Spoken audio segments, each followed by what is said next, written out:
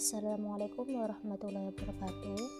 Kami dari kelompok 3 akan mempresentasikan hasil dari kelompok kami yang berjudul aspek lingkungan dalam mata kuliah studi kelayakan bisnis dengan dosen pengampu Bu Sunaidah, SHI, SPD, MM.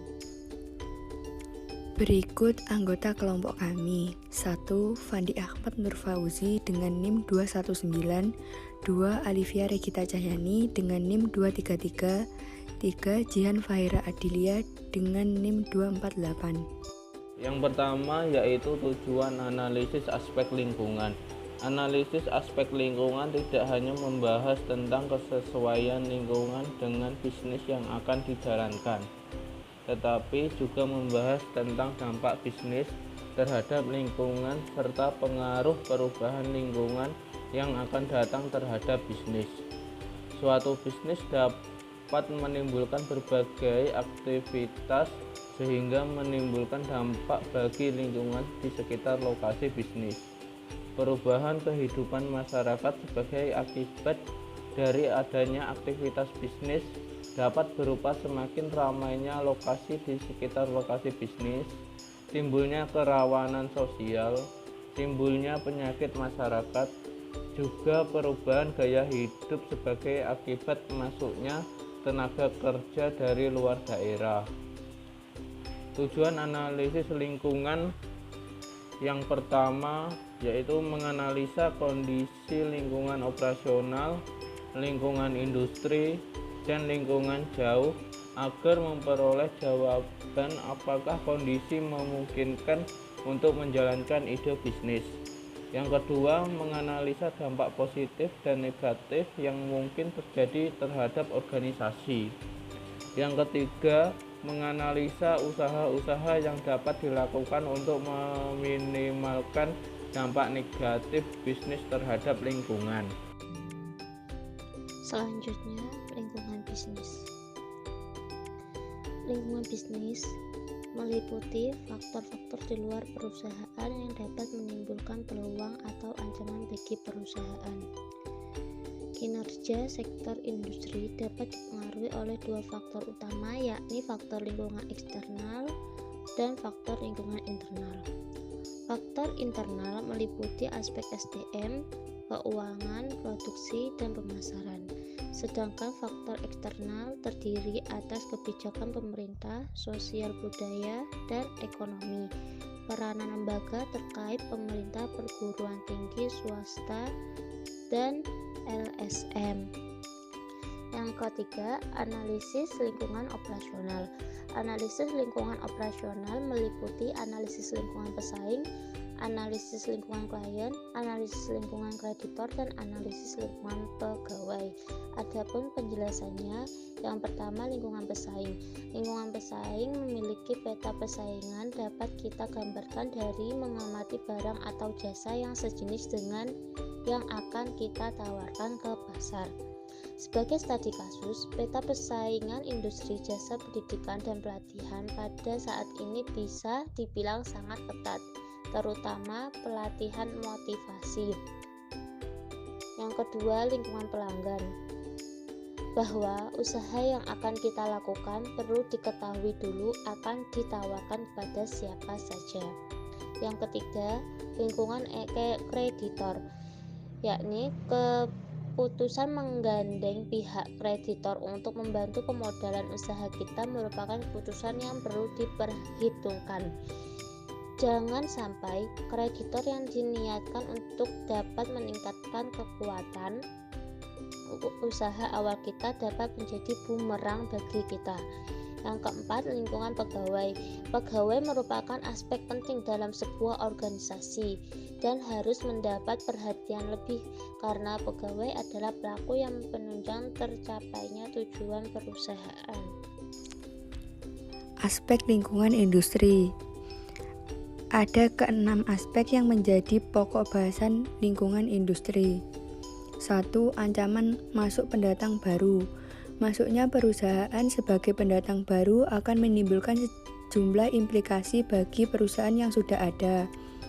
Ada beberapa faktor menghambat pendatang baru masuk ke dalam suatu industri yang sering disebut dengan hambatan masuk, yaitu skala ekonomi, diferensiasi produk, kecukupan modal, biaya peralihan, akses ke saluran distribusi, ketidakunggulan biaya independen, peraturan pemerintah.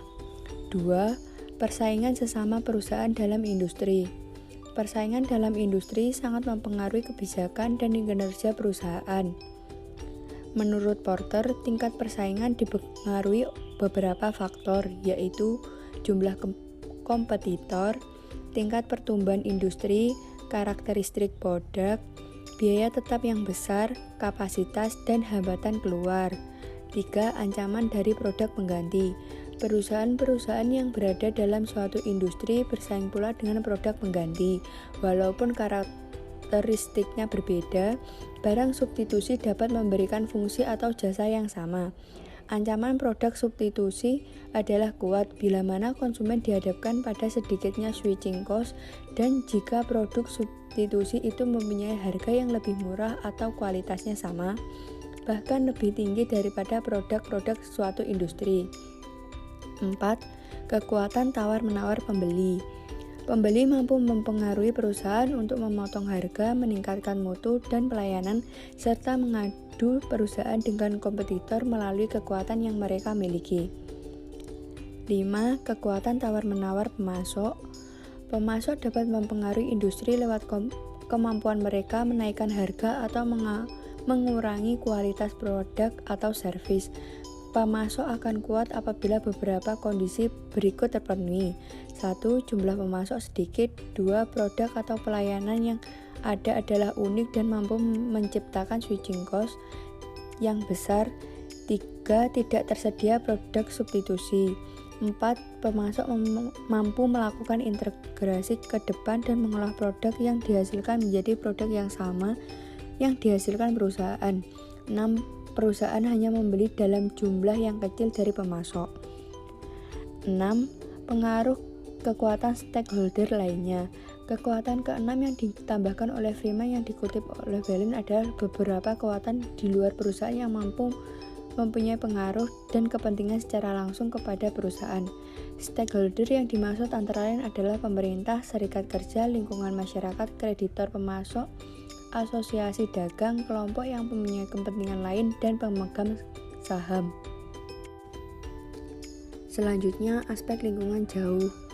Mencakup faktor yang bersumber dari luar operasional perusahaan, analisis lingkungan jauh dapat digunakan untuk merumuskan strategi yang memanfaatkan peluang atau meminimalkan ancaman dari luar.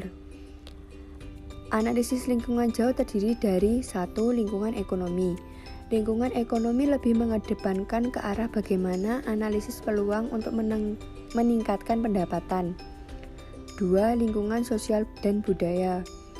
Analisis kelayakan lingkungan jauh pada aspek sosial dan budaya menekankan pada struktur penduduk menurut kelompok umur, jenis kelamin, mata pencaharian, pendidikan, agama, serta kepadatan penduduk.